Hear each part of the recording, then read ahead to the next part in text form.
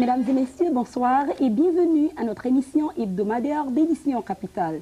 Bonsoir Brigitte. Bonsoir Yannick. Ce soir, nous avons un programme très chargé, n'est-ce pas? En effet, Yannick. Ce soir, nous rencontrons tout d'abord, c'est-à-dire on a un reportage avec René Lorrain au sujet de la journée porte ouverte qui a eu lieu à la Cité collégiale mercredi dernier. Une entrevue avec Normand Bouchard de la Commission des accidents de travail de l'Ontario et enfin une rencontre avec Denis Pellerin du concours Ontario Pop. OK, le Collège Samuel Genet offre un cours d'introduction à l'astronomie. Nous avons pour vous ce soir un reportage. Ensuite, nous aurons pour vous quelques suggestions de sortie. Maintenant, nous allons passer à un reportage de Samuel Genet sur son introduction à l'astrologie. Dans le but de combler le retard qu'accusent les jeunes franco-ontariens dans le domaine des sciences et des mathématiques, le Collège catholique Samuel Genet a mis sur pied il y a 2 ans une concentration scientifique destinée aux élèves doués pour les sciences. L'an prochain, les étudiants de 11e année inscrits à la concentration auront la possibilité de suivre le premier cours d'astronomie offert dans la région. Tantôt, dans un cours d'introduction, il va y avoir un historique, disons, sur l'astronomie. On va parler également de l'astrophysique, les différents instruments impliqués dans l'astronomie. Il va y avoir l'histoire des étoiles, leur naissance, leur vie, leur mort.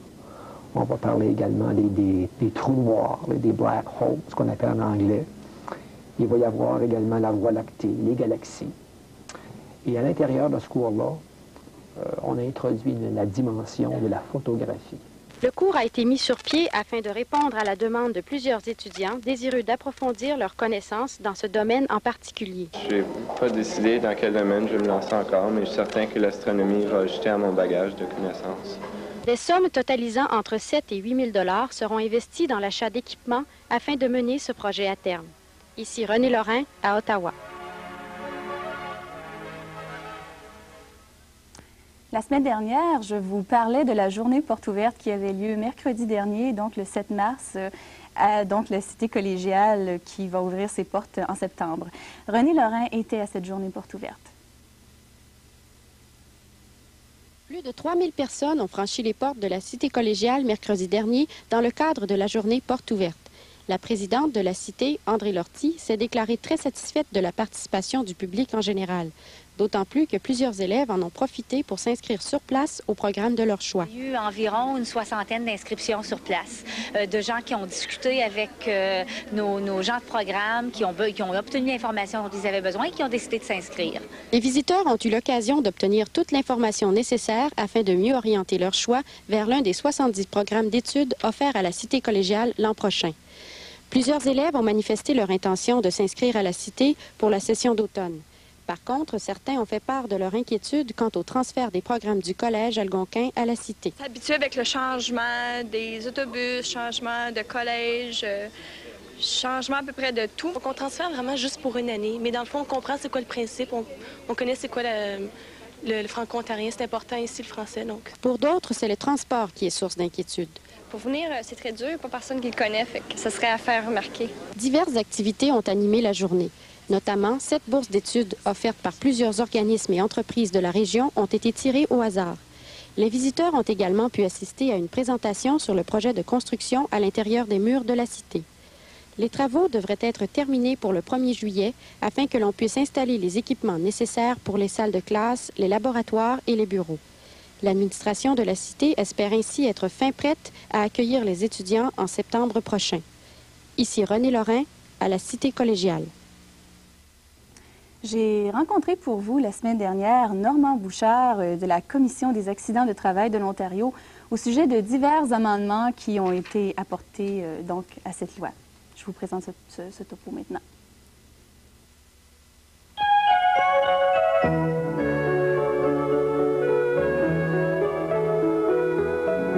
Avec les quelques dollars que vous investissez chaque année, la recherche découvre sans cesse un meilleur avenir pour vous et vos descendants. Vos dons peuvent éliminer le cancer à tout jamais.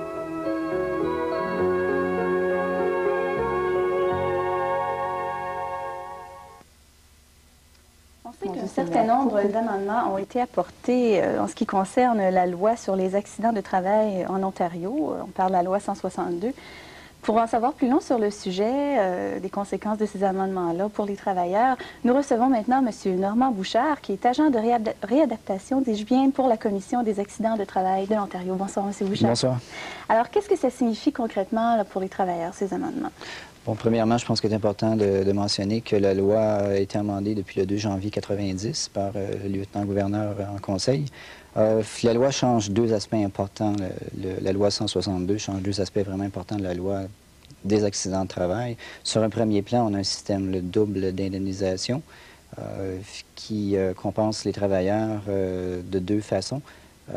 Présentement, à partir du 2 janvier 1990, les travailleurs auront droit à des indemnités pour pertes non économiques et dans un second plan, recevront des indemnités pour pertes économiques. Si on prend dans un premier plan les pertes non économiques, les travailleurs auparavant n'étaient pas indemnisés pour les pertes salariales encourues par un accident de travail. À partir du mois de janvier 1990, les travailleurs accidentés vont être indemnisés pour ce genre de pertes-là. Ils recevront un équivalent de 90 de la différence entre le salaire net qu'ils faisaient au départ, au moment de l'accident, et ce qu'ils faisaient et ce qu'ils feront après l'accident. Donc, ces indemnités-là seront versées sur une base mensuelle. Si on prend dans un autre plan les pertes non économiques, les travailleurs seront indemnisés pour les pertes de jouissance de la vie. Ils recevront un examen médical par un médecin de la commission ou un médecin à l'extérieur de la commission qui soit appointé par le lieutenant-gouverneur et on leur donnera un pourcentage d'invalidité qui sera basé également sur l'âge du travailleur. Maintenant, qu'est-ce qu'il y en est de la réembauche des travailleurs accidentés? Bien, avec cette nouvelle loi-là, elle oblige les employeurs de l'Ontario à réembaucher les travailleurs accidentés. Un employeur, maintenant, est tenu par la loi de réembaucher le travailleur accidenté pour une période maximum de 2 ans après la date de l'accident. Ou si un travailleur, par exemple, est en mesure de retourner à son emploi à l'intérieur de cette période de 2 ans-là, un maximum d'1 an après cette date-là. Donc, évidemment, il va y avoir des provisions particulières à cette loi-là. C'est pas tous les secteurs de l'industrie qui vont être couverts par ça, entre autres le secteur de la construction, par exemple, où il va y avoir des provisions spéciales pour cette industrie-là. Également, l'employé devra avoir travaillé pour cet employeur-là pendant une période de maximum d'1 an avant l'accident. Il sera limité à des entreprises qui engagent 20 employés ou plus. Bon, d'accord. Si on revient maintenant au système de la double indemnisation dont vous me parliez plus tôt, quel est le maximum qu'un travailleur recevrait, par exemple, pour une perte non économique? Bien, pour une perte non économique, un travailleur pourrait éventuellement recevoir un maximum de 65 000 $ d'indemnité. Bon, d'accord. C'est intéressant. Dites-moi, en quoi ce système, ces réformes qui ont été apportées, en quoi ce système est-il différent de l'ancien? Bien, il y a une différence fondamentale en ce sens que dans l'ancien système, un travailleur pouvait recevoir seulement une rente d'invalidité pour la perte fonctionnelle d'un membre, par exemple. Il ne recevait aucune invalidité pour perte économique. Et le système également de rente comme tel a été complètement changé et altéré, si je peux m'exprimer ici, face au nouveau système.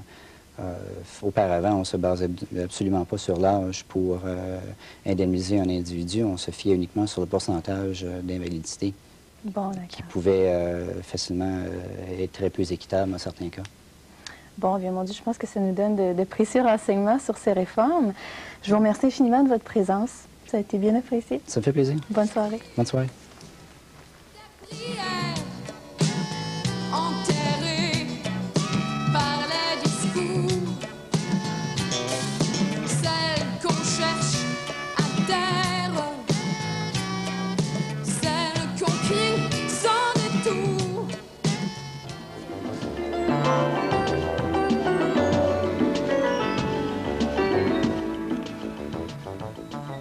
De retour à City Metro, je parle présentement avec M. Pierre Urgolo de Revenu Canada. Bonjour. Bonjour. Ça va bien? Ça va bien, merci. Bon, on est venu aujourd'hui pour expliquer le guide d'impôt. À chaque guide, il y a 5 étapes. Est-ce que vous pouvez les réviser avec moi? Oui, il y a 5 étapes majeures à remplir dans l'étape de produire une déclaration d'impôt. La première étape, c'est l'étape de l'identification. Ici, on doit clairement indiquer votre nom, votre adresse, et puis votre numéro d'assurance sociale et la date de naissance. C'est les points les plus majeurs de cette étape-là. Ils sont très importants. Ah, OK. Si on ne fait pas ça, on peut avoir des problèmes dès le début. Certainement. On ne saura pas à qui envoyer un remboursement ou à qui envoyer une facture. Alors, c'est très important de clairement écrire son nom et son adresse. Surtout le numéro d'assurance sociale, c'est très important. Okay. Dans l'étape 2, c'est le calcul du revenu total. Ici, on indique les revenus qui sont imposables. Il y en a quelques revenus qui ne sont pas imposables, donc ils n'apparaissent pas du tout à la première page, c'est-à-dire à l'étape 2 du calcul du revenu total de la déclaration d'impôt. Si on ne travaille pas, on écrit seulement 0, c'est exactement. Vous écrivez 0 à la ligne 150 dans le revenu total, vu que vous n'avez pas gagné aucun revenu. L'étape 3, c'est le calcul du revenu imposable. Encore une fois, ces montants-là sont utilisés pour réduire le total de votre revenu, pour arriver à un revenu imposable. Encore une fois, si vous n'avez pas aucun revenu gagné durant l'année, ça ne sert à rien d'aller à l'étape 3, il n'y aura aucun revenu à réduire. Donc, pour l'étape 3, c'est seulement pour réduire le revenu total. Et l'étape 4? L'étape 4, c'est le calcul du total des crédits d'impôt non remboursables. Ces crédits-là sont utilisés pour réduire les impôts seulement.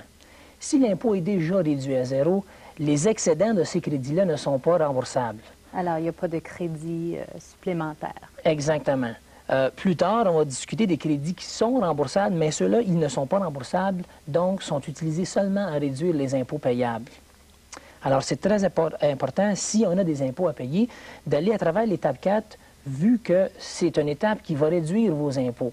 Qui va nous aider, finalement. Exactement, à payer exactement.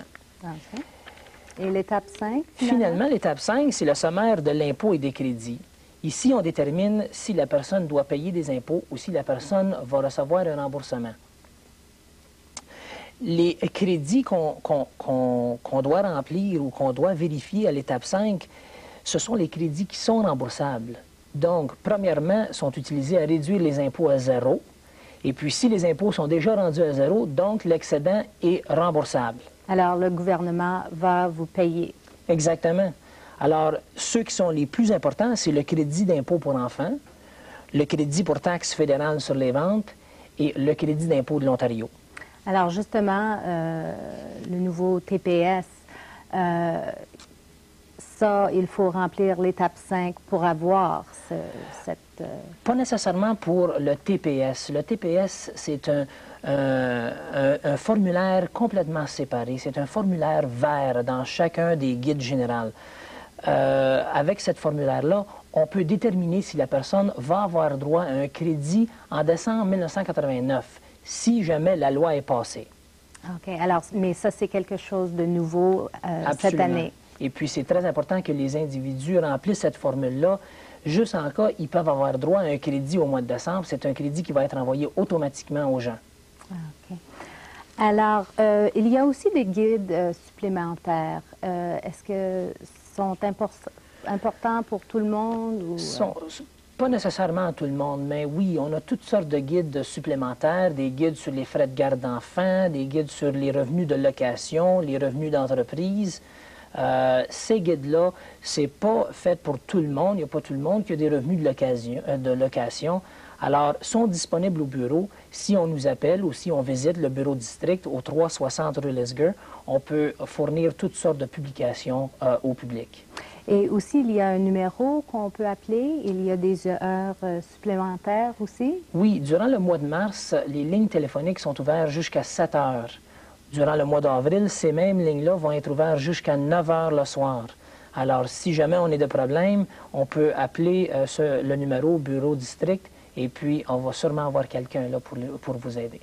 Okay. Et finalement, pour ceux qui ont des problèmes à remplir leur formule, Est-ce que vous avez des conseils, peut-être des personnes à faible revenu? Premièrement, le premier conseil, c'est d'essayer de lire le guide d'impôt. Il y a beaucoup d'informations dans ce guide et puis en réalité, la plupart de vos questions vont être répondues en lisant le guide général. Mais si jamais vous êtes une personne à faible revenu, il y a plusieurs organisations autour d'Ottawa qui vont fournir des bénévoles à remplir votre déclaration d'impôt gratuitement. Alors, OK, merci bien. Bienvenue, ça fait plaisir. Bonjour. Bonjour.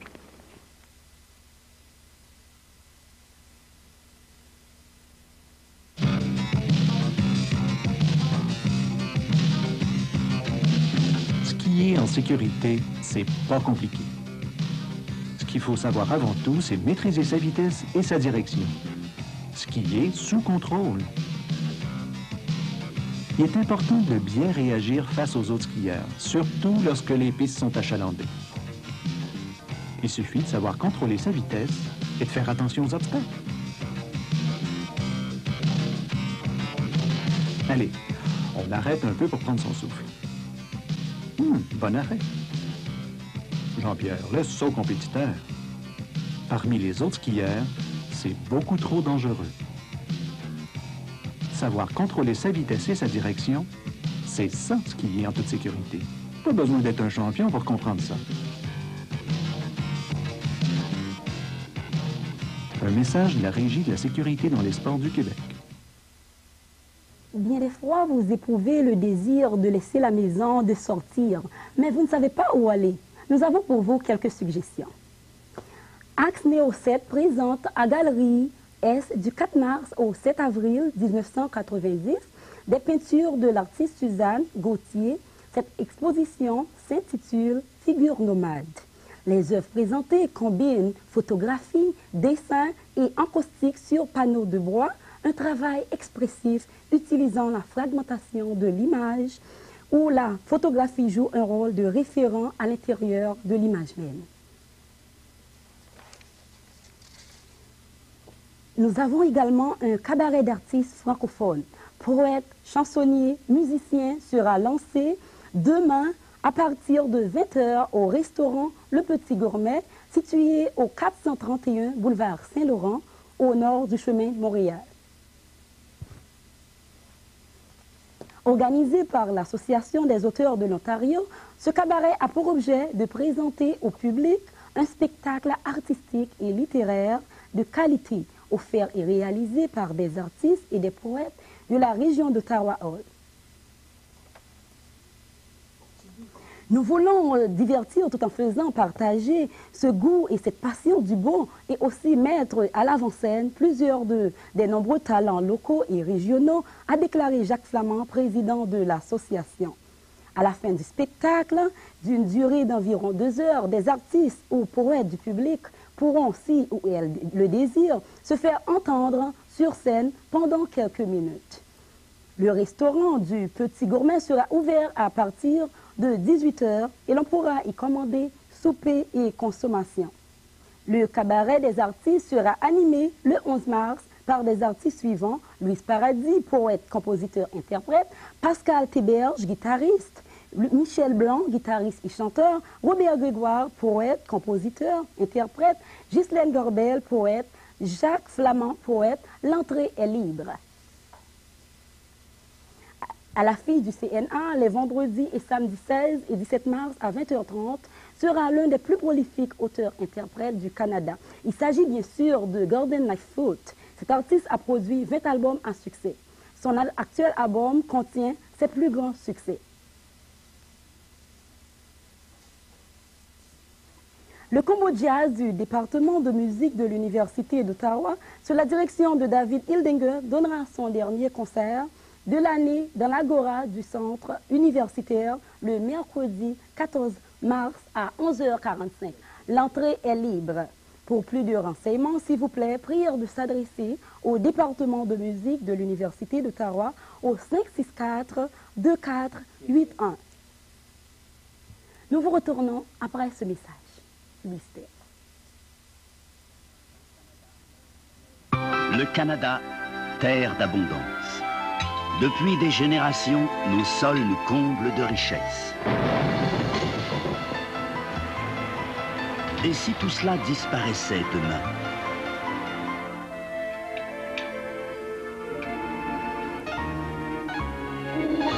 Il faut agir. La conservation des sols, c'est l'affaire de tout le monde.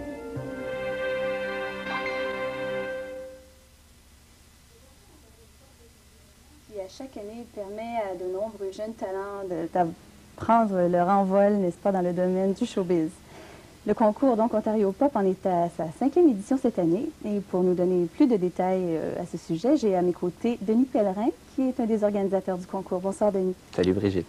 Alors, pour ceux qui ne connaîtraient pas le concours Ontario Pop, pouvez-vous nous décrire un peu de quoi il s'agit? Oui, absolument. Le concours Ontario Pop, c'est donc un concours qui s'adresse aux chanteurs. Deux catégories au concours Ontario Pop. Catégorie auteur, compositeur, interprète et pour les interprètes. C'est un concours qui est provincial, donc à l'envergure de la province, ici, et qui a été lancé il y a maintenant 5 ans par la Société Radio-Canada en collaboration avec le Festival franco-ontarien.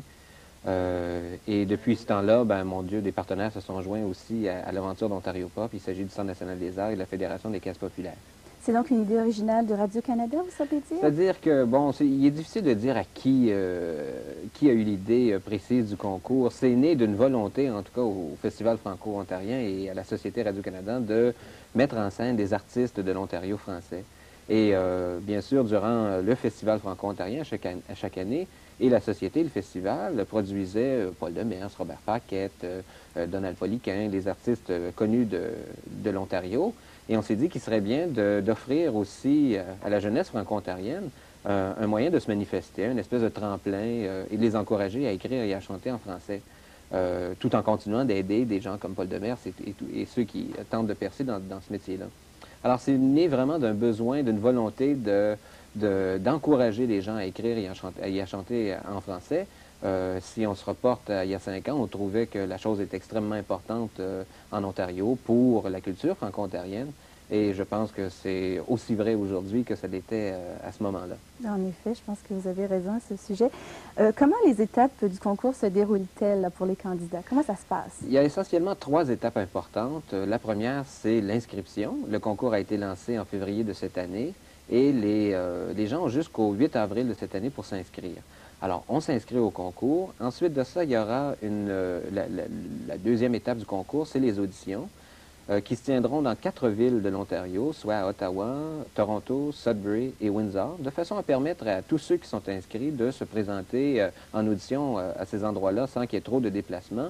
On s'organise pour faire déplacer le jury, plutôt, qui se rend sur place et qui écoute absolument toutes les auditions.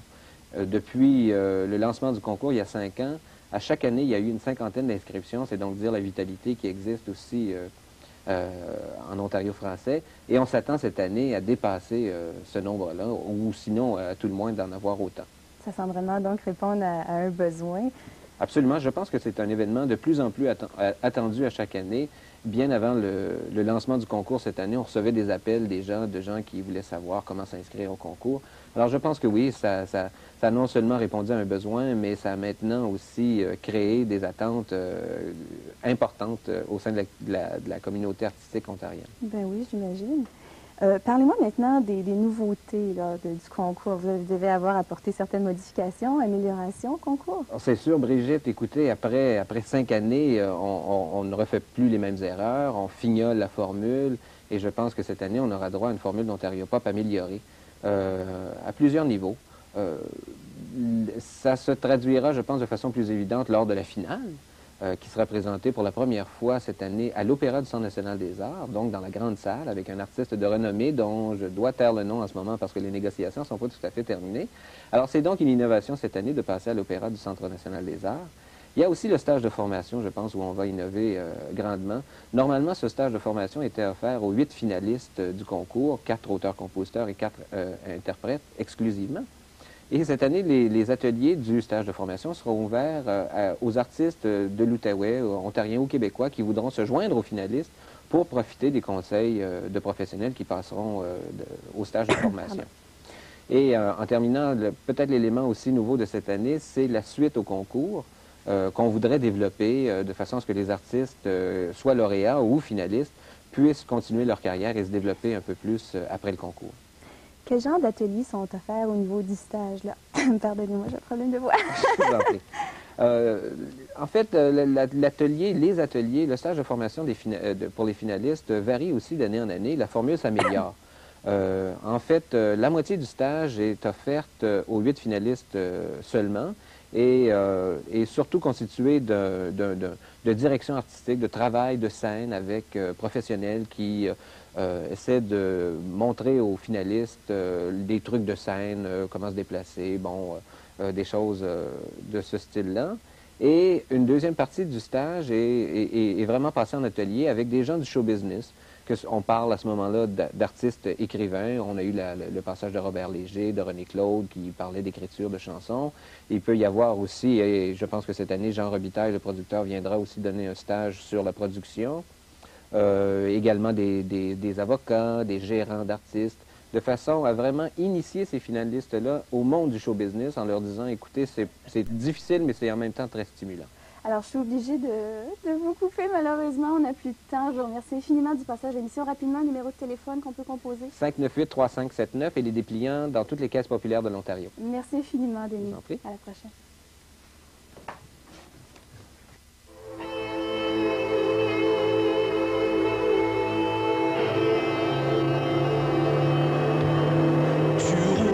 Jusqu'au bout de tout,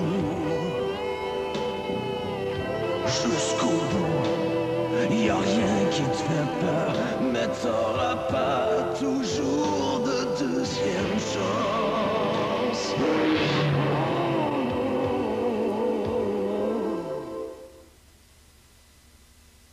Je vous reviens donc pour vous annoncer la fin de notre émission.